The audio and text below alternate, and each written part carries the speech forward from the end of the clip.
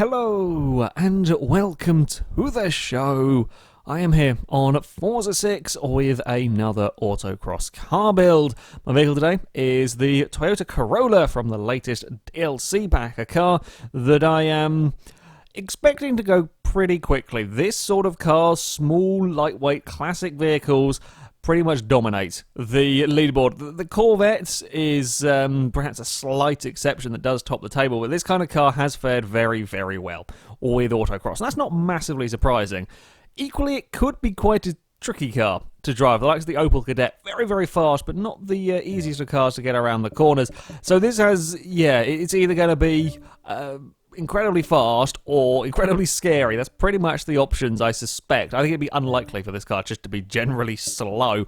We will, of course, be going for the handling parts first, then we will come back and have a look at the engine. The standard engine in this car, less than 100 horsepower, one of the very few vehicles on Forza that have less than 100 horsepower to start with, but it is very light. It's just over 2,000 pounds, so by the time we're finished with it, the car will be very light. The tyres are one of the reasons why little concerns with this vehicle. 225s all round on both front and rear, which are, a little bit small. Admittedly, there's not going to be a huge amount of car to move around, but still, I fear we might have control issues. I have thought that about a few cars, though, and they turned out all right. It's a possible, though. It could be a little slidey, a little bit uncooperative. Potentially, or it could be very, very good. It's going to go one of those two ways.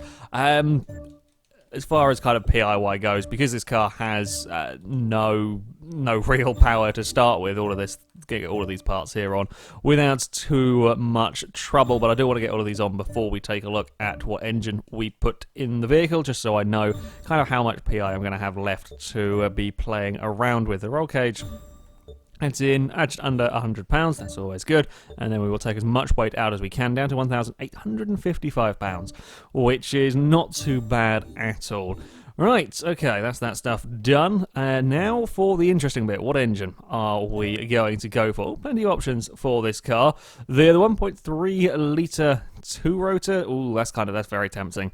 The 2.6 i6, the Turbo Rally, not with these size tyres, we're not, and the 5.7 litre V8. The V8 on its own jumps the car up into A-class.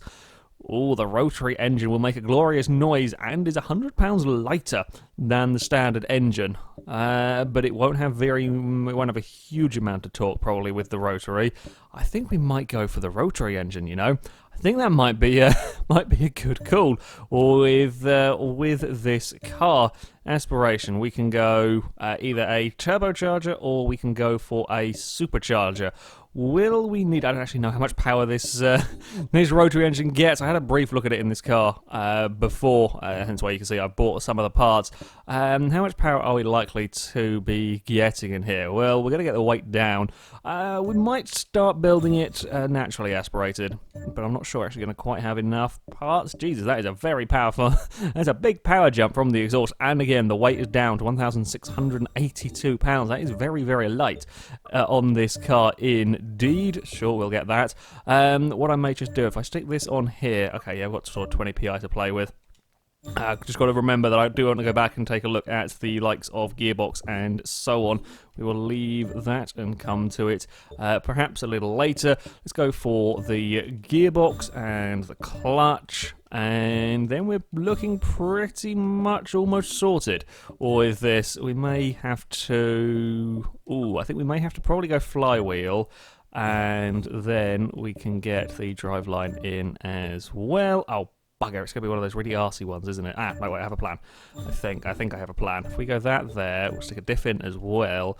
I think, if I remember rightly, I spotted we can do that. Haha, perfect. Right, there we go. We can get rid of the little rear bumper. Again, saving weight. You've got the weight down to £1,648. That's very, very good going for a car in this series. 385 horsepower. It's certainly not the most powerful vehicle we have had at 244 foot-pounds of torque, but it is very, very light. I'm thinking that this could be really quite fast if we have enough grip to put that power down and so on and to deal with the corners. This could definitely be a very, very fast vehicle. Either way, it's going to be a gloriously good sounding one. So, of course, to test out the Corolla, we have come to the Hockenheim circuit, where it will get 3 runs through the Autocross course. Our current leader is the Chevrolet Corvette with a time of 2:05.5, a mighty fast target time for the Toyota to try and get near.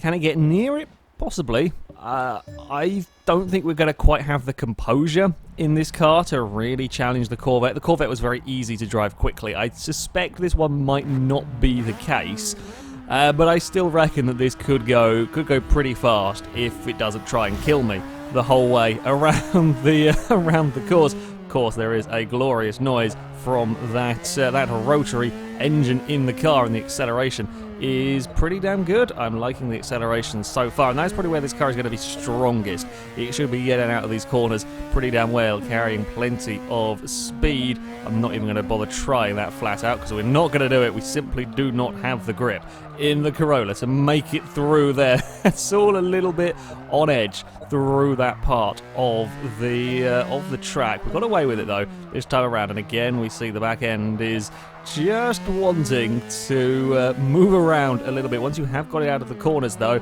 there is a huge amount of acceleration, which is good. Can we see a car go past the 121 mile an hour mark set by the Opel? Maybe, if the back end doesn't let go. Okay. We can't quite. I had to try it flat out. We can't. There's going to have to be a lift. It's going to have to be a lift because the back end just wants to let go down there, but it was going stupendously fast when it did let go. It was only about 118 and we still had quite a lot of track to go. So yeah, this is very fast. This is monstrously quick around here. Just got to be that little bit careful that yeah, the back end can get away from you quite easily through there. Will we be flat through this change of direction? We can be flat there, which is something that has caused some cars to go sideways. Brakes are not bad either on here. Come on now, get the car settled. Oh, it's a little scary going through that tunnel with it moving about all over the place. Yeah, this may be one of the more oversteery cars I've had to drive. Probably this and the RX-7 have been yeah, a little bit on the more difficult side to keep under control. We hit a whole bunch of gates. I quite like this car, gotta say. While it is quite oversteery, I do quite like the brutal acceleration that we get from this. It's definitely one of the quickest cars, I think, getting out of some of these gates, even with the small tyres. We're not having too much problem with the traction, a little bit, but we're not having too much trouble. Yeah, okay, it was a number of gates here today, a slight interesting lane taken. An interesting, if somewhat scary car on that opening attempt.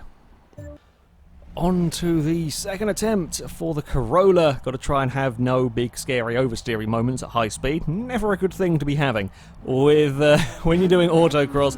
So yeah, if we could avoid that one, that would be good. Certainly, this car is not one of the vehicles that is easy to drive quickly. It feels like quite a quick car, but the likes of the Corvette, Mercedes, and so on, they were very easy to drive them cars incredibly fast around here. Whereas this. No, this is not easy to drive the car quickly. It just simply doesn't have the grip. Well, that's not bad. That's quicker than I was expecting to be able to get it through there and keep the whole thing just about in check. It just overall doesn't have the grip. We do get a little bit of understeer through some of these slower corners, and then we get a bit of oversteer as well when we ask too much of the car. It's just got too smaller a tyres, really, for the demands of this, or certainly at least when compared to the likes of the Corvette. It's moving and sliding a little bit, so we have to be careful down here.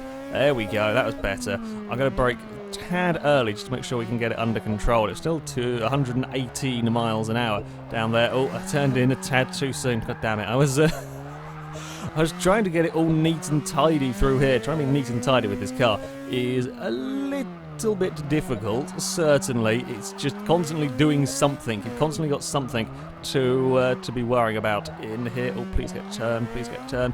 Curb's probably not a good place to be putting the car. There we go. Now we can put the power down out there, and we will be okay to be flat out through that section. And the brakes are pretty solid, actually, getting it stopped down here. It can get slowed down a lot better than a lot of the cars that have gone. They're going to get a really big slide. Ah, bugger, I think I got one of the barrels on the way through the tunnel. Yeah, it is trying to make the most of the power, make the most of the speed, because there is a lot of it there. is a tad on the tricky side. Now I've run a bit wide there as well. Yeah, this car has so much potential for being incredibly fast. It's just not quite as controllable as the other cars that have kind of been before it. Oh, we're going to wiggle and slide and finally get some grip. It's, yeah, I think it's about three gates were hit in that one, so 15-second time penalty. It's quick, just very difficult. So, on to the final attempt for the Toyota. Got to try and not make any mistakes with this car, and that is easier said than done. Try and keep it out of the barrels. Yeah, if I can do all of that, I think it's going to be quite fast, but it is certainly not easy to control. Gear ratios are quite long in this vehicle. Can't decide. I think I might probably be better off keeping it in second. Certainly out of some of these corners where I could put it down to first. Probably better keeping it in second. Just that little bit more control. Bloody hell, that was fast. That was about 111 miles an hour. I think it got out of that section. So that's almost about the same kind of speed that the Beetle did through there. The first car to ever get near the Beetle's mark through that section is very good going. One thing I am finding, I keep wanting to overdrive that gate there. The thing is accelerating so quickly towards it that I think I'm braking at the right point, and I'm not, and we're going very quickly down here. I could probably have got 120 if I'd been a little bit braver under brakes. I kind of just want to get it through the corners though. It's the thing with this car. I would rather brake that tad bit early and try and be smooth and try and be controlled than really risk it under brakes. It doesn't give me the confidence to brake late in this car. Not like some vehicles have. This one here, you just don't quite trust it enough to really have, you know, big dives under braking. They're good enough brakes, but with kind of just the general lack of cornering grip, I would rather be neat and tidy and smooth with the car than try and go for the really super late jump on the brakes moments, because if you have got things a little bit wrong, the high grip cars, you can get away with it. This, you just simply can't. So we will probably be going for slightly earlier braking points for some of these sections. It was nice though there around the hairpin, and keep it controlled through here. The slight camber changes kind of bounce the car sideways a tad as we get it around this section. It is going quickly.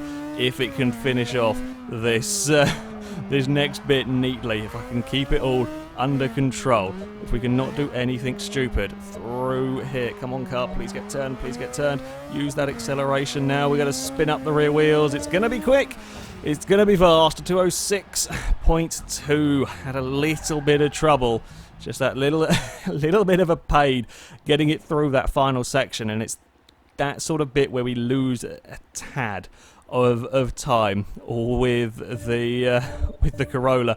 There is just simply not enough grip in the car. I can't carry the corner speed with this. I can't quite brake as late into some of the turns as I'd like, and that kind of wiggly section towards the end, you can't carry the same speed in this car as you can in quite a lot of the other very, very fast vehicles, because there's just not the grip, not the grip available, and not the composure from the car for that matter. But what it does have is phenomenal acceleration, a huge amount of speed, very, very quick in between the gates.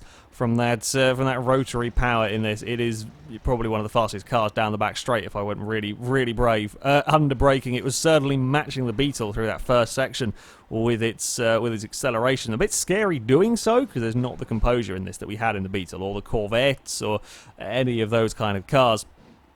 But there is a huge amount of acceleration.